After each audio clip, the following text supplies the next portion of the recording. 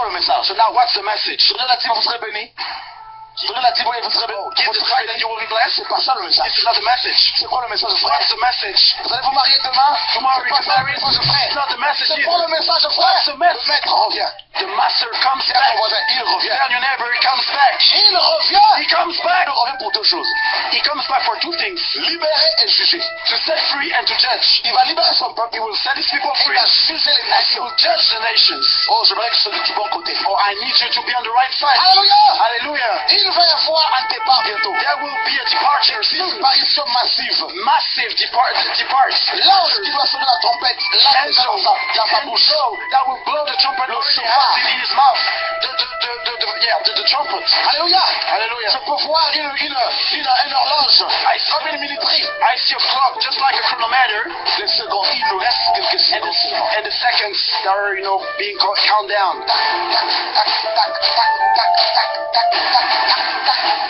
Quelques secondes. Just a few Vous seconds ne left. voyez pas qu'il se passe des choses. Don't just stop someone Qui veut partir? who wants to leave, who wants to be taken up.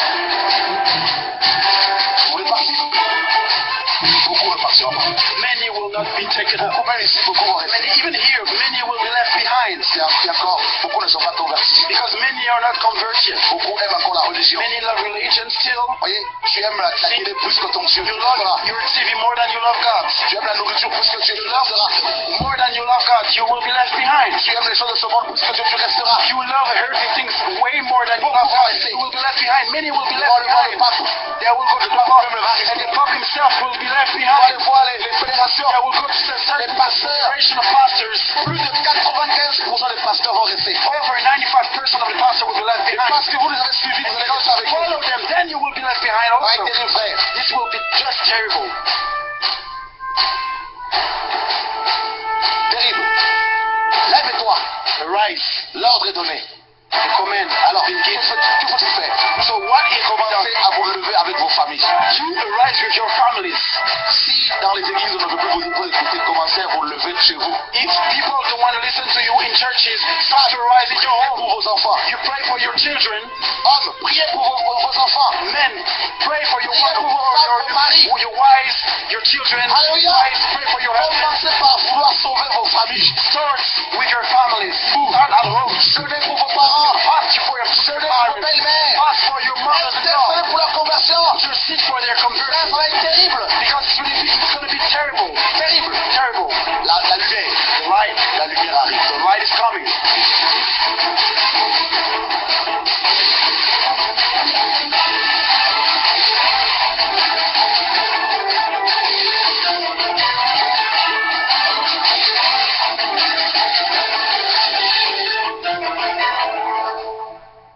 Bien-aimés, je vous salue au nom puissant de Jésus-Christ de Nazareth. Bien-aimés, vous êtes sur Maranatha, votre chaîne des derniers temps. Oui, cette chaîne aujourd'hui qui vous parle des jours à venir. Bien-aimés, les temps sont mauvais. Jésus revient bientôt. Voici pourquoi, bien-aimés, nous devons écouter l'évangile, mais pas n'importe quel évangile, mais l'évangile qui vient de Jésus-Christ de Nazareth. Voici pourquoi le thème aujourd'hui, nous allons parler de l'évangile. Mais quel évangile? Le titre, l'évangile n'est pas la théologie. Bien-aimé, l'évangile n'est pas la théologie. Vous êtes avec votre humble serviteur, l'un des trompettistes de cette fin des temps. Bien aimé, nous allons prendre nos Bibles dans Colossiens 2. Dans Colossiens 2, au verset 8. Je lis la parole de Dieu. Bien aimé, prenons nos Bibles. Je lis la parole de Dieu. Prenez garde que personne ne fasse de vous sa proie par la philosophie. Bien aimé, il y a trop de philosophes aujourd'hui dans nos églises. Et par une vaine tromperie, s'appuyant sur la tradition des hommes, sur les rudiments du monde et non sur Christ. Bien-aimés, aujourd'hui nous entendons toutes choses, mais sauf l'évangile de Christ. Bien-aimés, nous ne pouvons pas comprendre la parole avec nos diplômes. Nous ne pouvons pas comprendre la parole avec nos philosophies. Nous ne pouvons pas comprendre la parole avec nos coutumes. Nous ne pouvons pas comprendre la parole avec nos traditions. Bien-aimés, je voulais vous rappeler ceci. La mort de Jésus-Christ et sa résurrection ont enterré ces hérésies.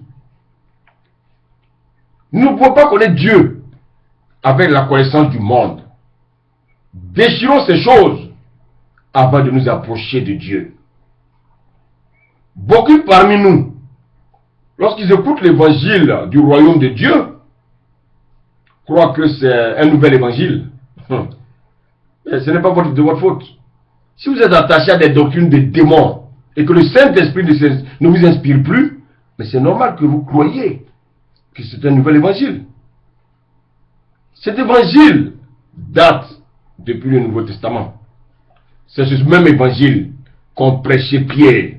C'est ce même évangile qu'ont prêché Jean. C'est ce même évangile qu'ont prêché les Paul. Bien-aimés, sortez des pratiques du monde et revenez humblement à la parole de Dieu.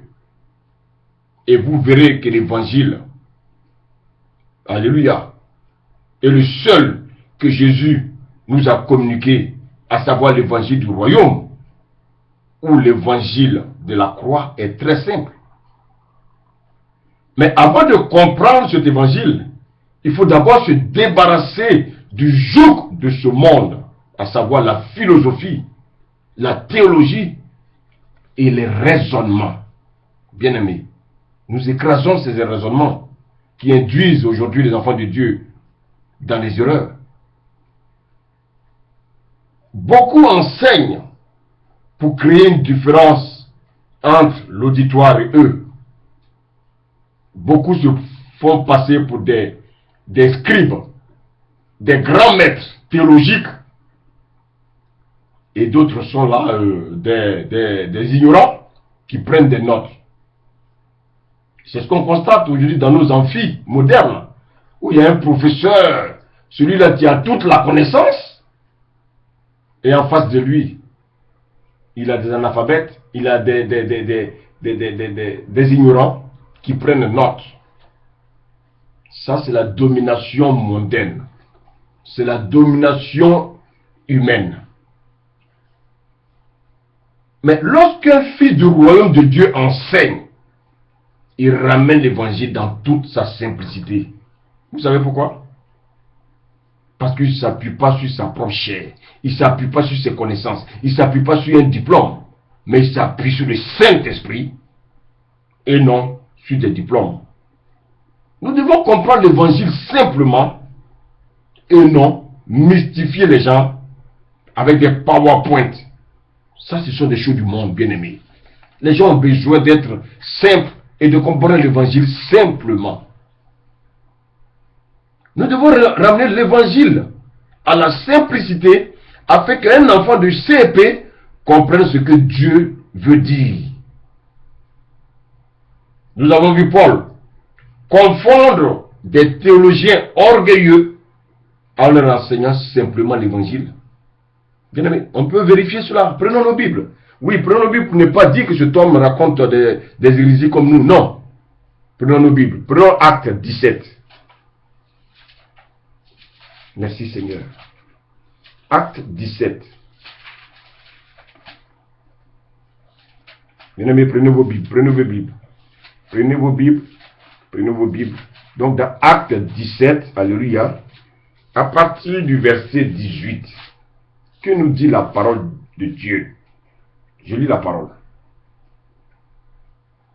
La Bible dit, je commence même à partir du verset 17.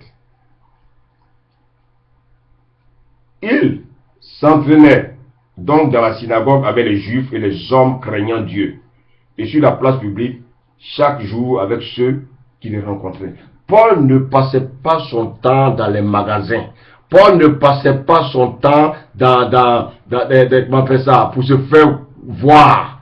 Paul, dans toutes les circonstances, il prêchait l'évangile. Au verset 18, quelques philosophes épicuriens et stoïciens se mirent à parler avec lui, et les uns disaient, que veut dire ce discours? Vous avez vu, ils sont tous enflés d'orgueil. Ils croient qu'ils sont les seuls à avoir la connaissance, mais ils ne savent pas qu'ils ont une connaissance éphémère, la connaissance du monde. Alors que lorsqu'ils entendent l'évangile, ils trouvent que les autres sont des discoureurs, simplement parce qu'ils sont ignorants. Je continue la parole. Il dit, d'autres, l'entendant annoncer Jésus et la résurrection, disaient, il semble qu'il annonce des divinités étrangères.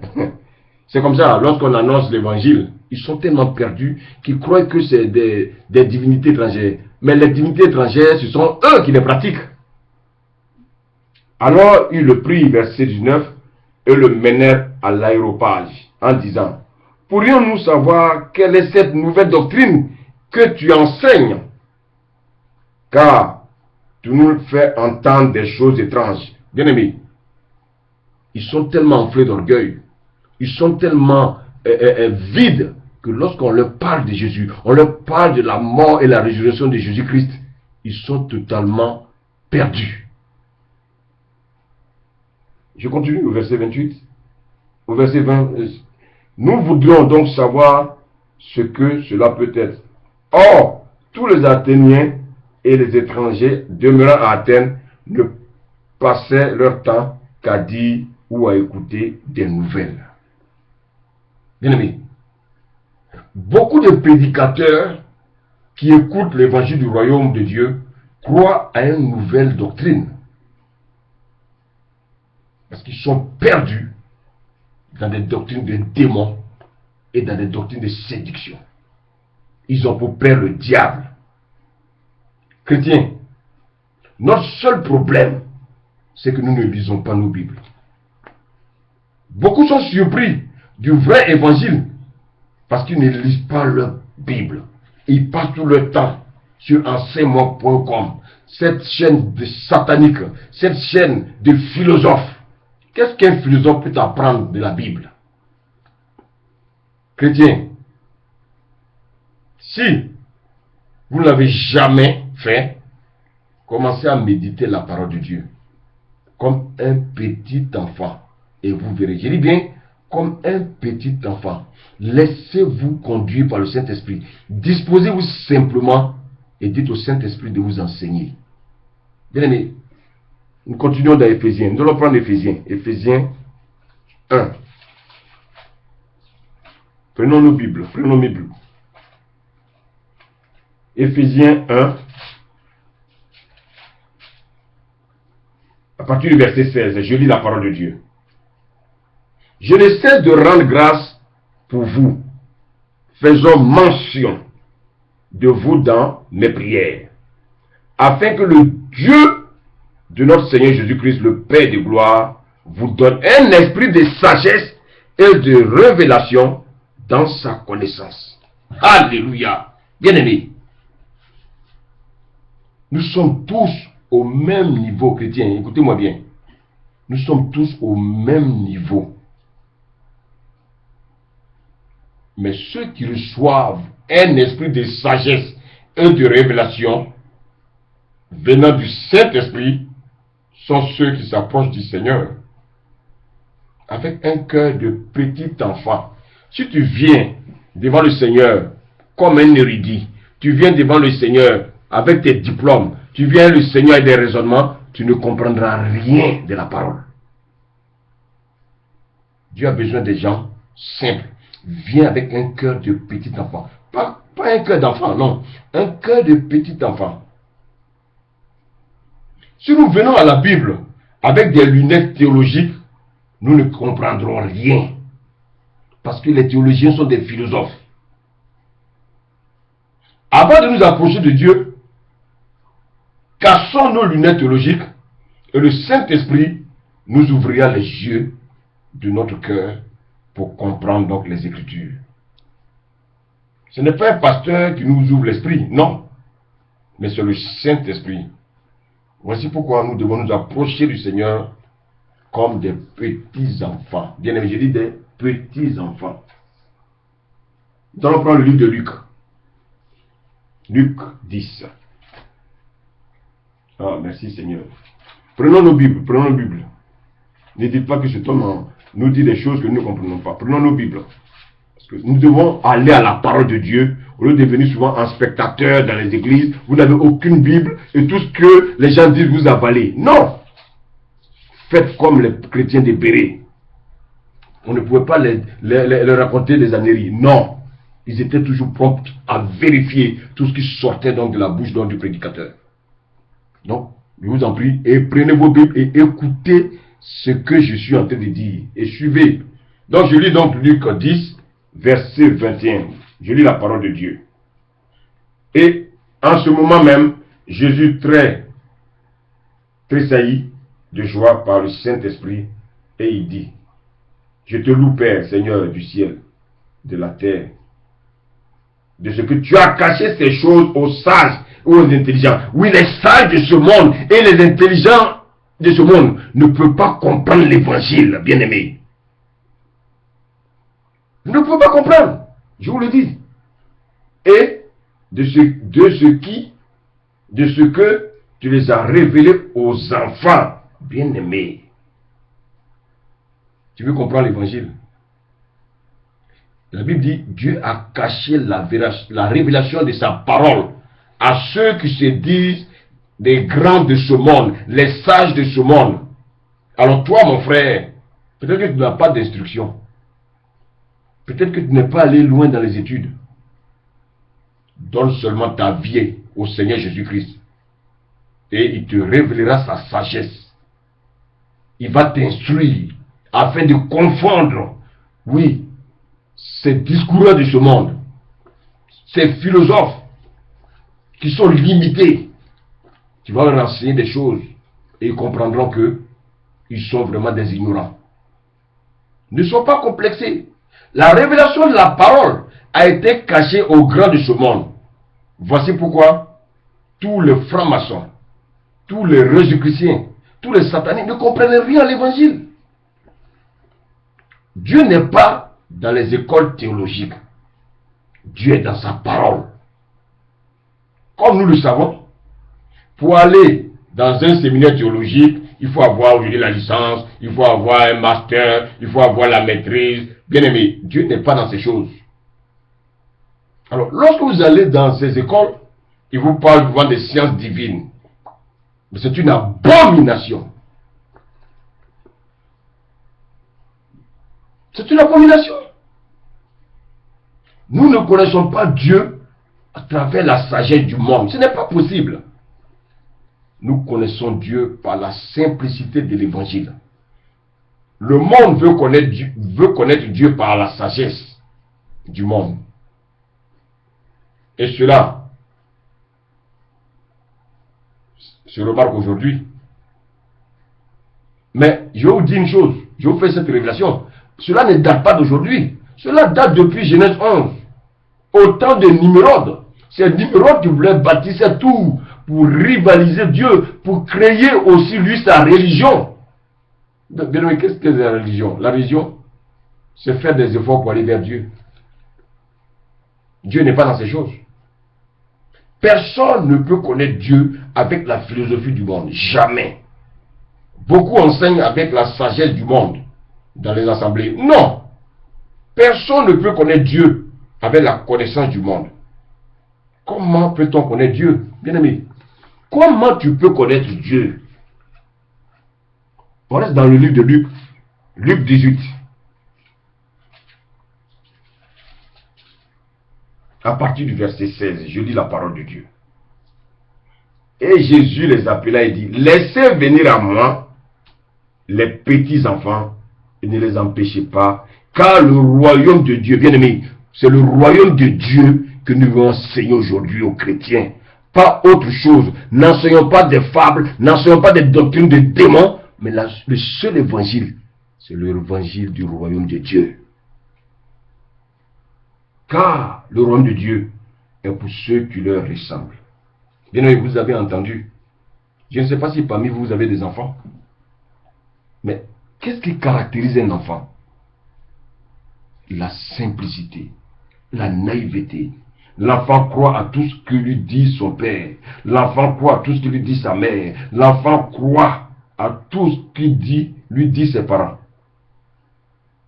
Bien aimé, même si des brigands vous attaquent avec des armes, l'enfant va dire à un brigand, si tu ne baisses pas ton âme, mon père va te frapper. Pourquoi? Simplement parce que l'enfant, il a confiance en son père.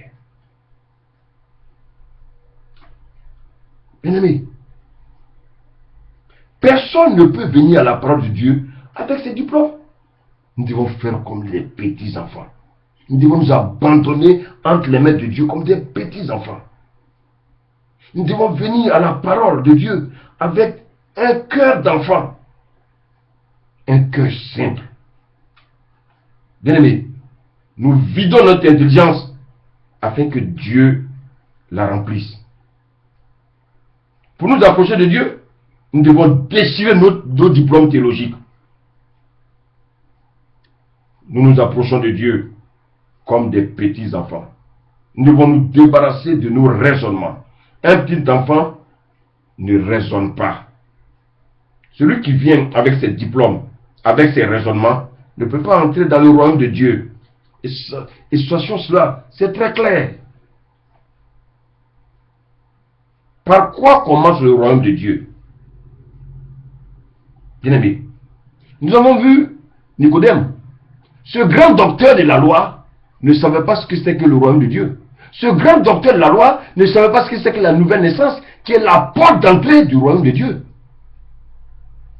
Alors, vous qui êtes des théologiens, mais vous êtes aussi à l'image de Nicodème. Vous êtes les enfants de Nicodème. Bien-aimé, pour avoir la révélation de la parole de Dieu, il faut que tu sois un petit enfant. Alors toi qui te dis bishop, archibishop, révérend, déchire tes diplômes théologiques et approche-toi de Dieu comme un petit enfant. Et ainsi, Dieu va t'enseigner. Il va t'enseigner. Et tu arrêteras d'enseigner des abominations telles que le royaume ici maintenant, le kingdom now, et comment on appelle ça, les méga church, les shows terrestres. Bien aimé, non. Non. Il faut que vous arrêtez ces choses. Ce sont des abominations. Bien aimé, nous allons continuer. On va prendre Matthieu 5.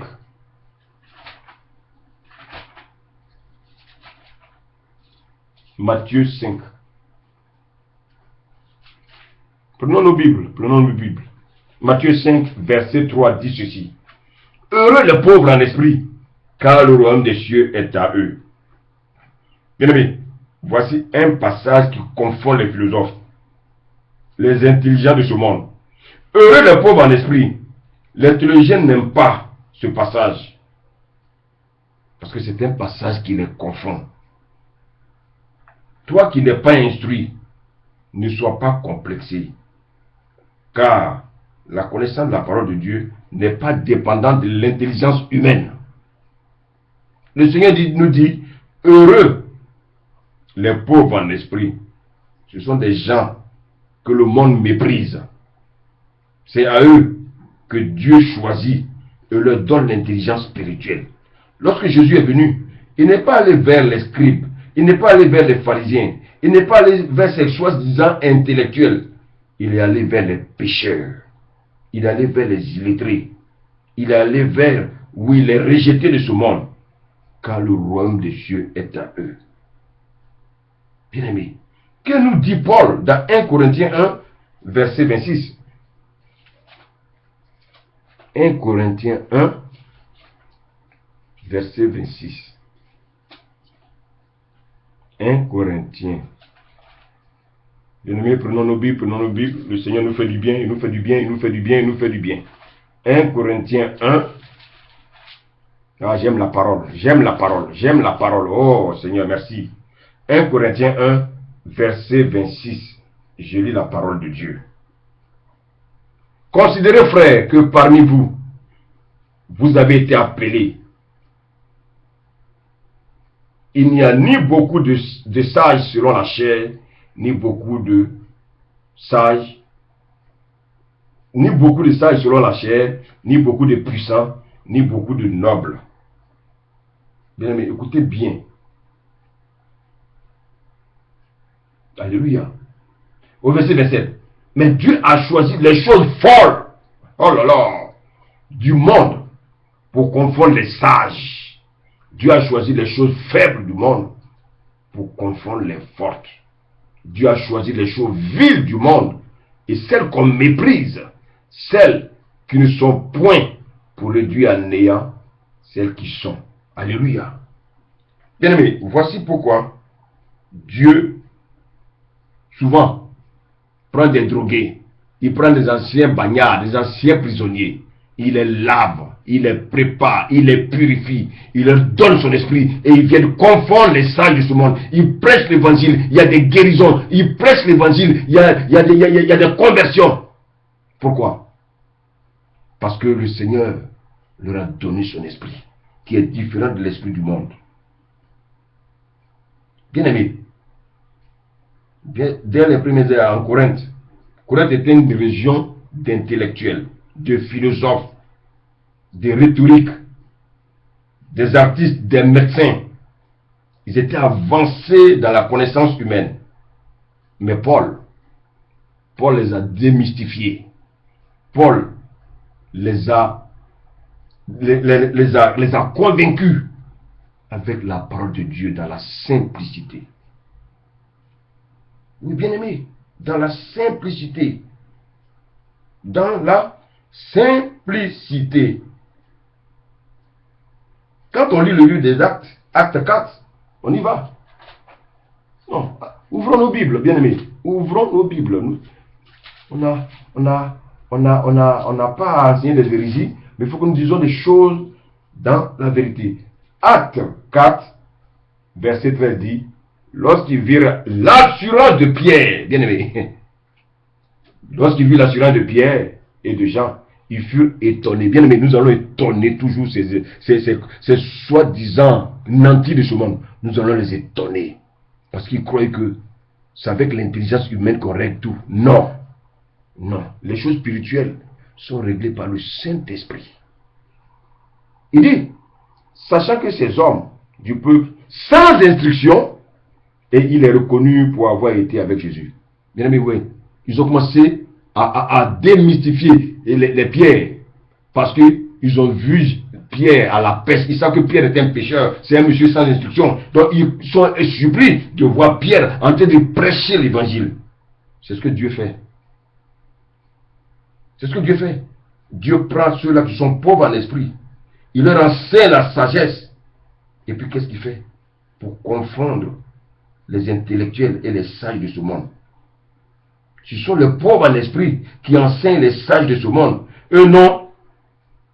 Et nous leur fermons la bouche.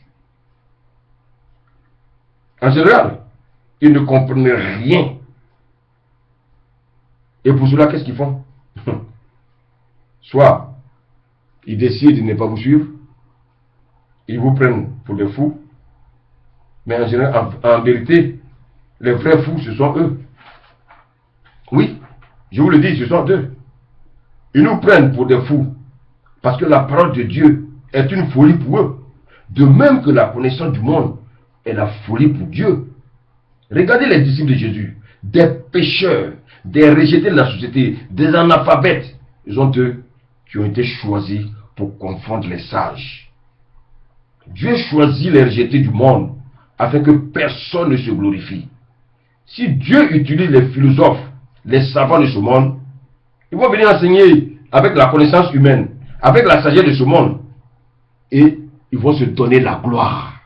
C'est ce que nous voyons aujourd'hui dans nos églises. Aujourd'hui, les gens prêchent avec la philosophie de ce monde pour faire rire le peuple, pour haranguer les foules. Tout ça, ils recherchent une gloire. Bien aimé, seul Dieu mérite la gloire. Dieu utilise les gens humbles et il leur ouvre l'esprit afin de confondre les sages de ce monde. Alors toi et moi, qui étions sans instruction, toi et moi, qui étions pauvres en esprit, restons humbles, car il peut nous aveugler, comme il a aveuglé les sages de ce monde. Restons humbles et annonçons l'évangile du royaume à ceux qui en ont besoin. Évitons de croire que nous recevons des révélations plus que d'autres. C'est une grâce. C'est une grâce, c'est tout. Nous ne faisons pas croire que nous connaissons quelque chose. Nous ne savons rien du tout. C'est le Seigneur, le Saint-Esprit, par sa grâce, nous révèle sa connaissance. Il nous révèle sa parole. Alors, laissons-nous gagner par l'humilité. Je vous parle, vous qui prêchez l'évangile, vous qui avez cette grâce de recevoir le message du Seigneur. Donc, soyons humbles, parce que Jésus arrive bientôt. Bien-aimés, ne soyez pas désapprouvés après avoir prêché aux autres à cause de votre comportement. Jésus revient. Et si l'orgueil a pris la place, bien-aimé, tu ne vas pas connaître l'enlèvement. Tu ne vas pas connaître l'enlèvement. Voici pourquoi tu dois marcher dans la simplicité. Dieu n'a demandé à personne de créer une école théologique. Non. Beaucoup disent que même Paul avait une école théologique. Certains s'appuient sur les passages du Nouveau Testament lorsque ça les arrange. Mais malheureusement, ils interprètent mal. Voyons ensemble ce que nous dit Acte 19 à partir du verset 9. Acte 19 à partir du verset 9. Disons la parole de Dieu. Oh, j'aime la parole. J'aime la parole. Mais comme quelques-uns restaient endurcis et incrédules, décriant devant la multitude la voix du Seigneur, il se retira d'eux, sépara les disciples et enseigna chaque jour dans une école d'un nommé Tyrannus. Bien aimé, maintenant, écoutez-moi bien. Beaucoup s'appuient sur ce verset pour dire que même Paul avait une école théologique. Qui vous a dit que Paul avait une école théologique? La question que nous devons nous poser est de savoir comment Paul s'est retrouvé dans cette école. Paul était un vrai apôtre qui n'avait pas d'église. Comme beaucoup aujourd'hui ont des églises. C'est mon église, c'est mon église. Comme s'ils sont morts à la croix. Oui. Qui est mort à la croix? Mon église, mon église, mon église. Bien aimé, arrêtez vraiment ces paroles macabres. Aucune personne ne peut avoir une église. Aucune. Un vrai apôtre est un nomade. Un vrai apôtre se déplace pour veiller sur la sainte doctrine. Un vrai apôtre est le garant des enseignements. Bien-aimés, ces enseignements qui ont pour fondement Jésus-Christ de Nazareth. Alléluia. Alléluia. Il dit ici dans Acte 19, du verset 9 au verset 10, que cela dura 2 ans, de sorte que tous ceux qui habitaient l'Asie juive, les Grecs, entendirent la parole du Seigneur. Bien-aimés, pourquoi Paul est allé dans cette école nommée Tyrannus?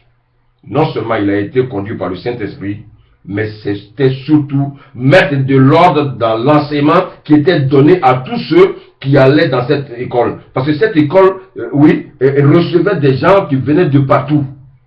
Donc c'était une occasion pour Paul d'enseigner le vrai fondement. Cette école enseignait des hérésies. Et Paul savait que plusieurs étrangers venaient là. Et donc Paul voulait rétablir l'ordre des choses en enseignant la vérité et de la saine doctrine. Bien-aimé, Dieu l'utilisait à établir la vérité de l'évangile du royaume. Alors, nous aujourd'hui, en tant qu'apôtres, qu'est-ce que nous faisons? Nous nous enseignons dans un bâtiment pour jouer les gourous. Non, mais nous ferons mieux de visiter plusieurs bâtiments qui se font appeler écoles et qui enseignent la philosophie, notre rôle est d'aller à ces endroits et rétablir la saine doctrine.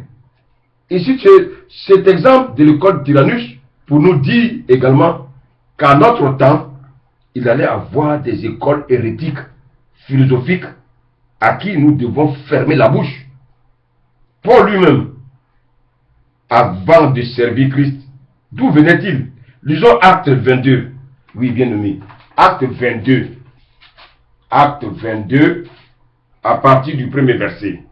Hommes, frères et pères, écoutez ce que j'ai maintenant à vous dire pour ma défense. Lorsqu'ils entendirent qu'il leur parlait en langue hébraïque, ils redoublèrent de silence et Paul dit, je suis juif, né à Tars en Sicile, mais j'ai été élevé dans cette ville et instruit au pied de Gamaliel, bien aimé, Gamaliel, retenez ce nom, dans la connaissance exacte de la loi de nos pères, en étant plein de zèle pour Dieu, comme vous l'êtes tous aujourd'hui.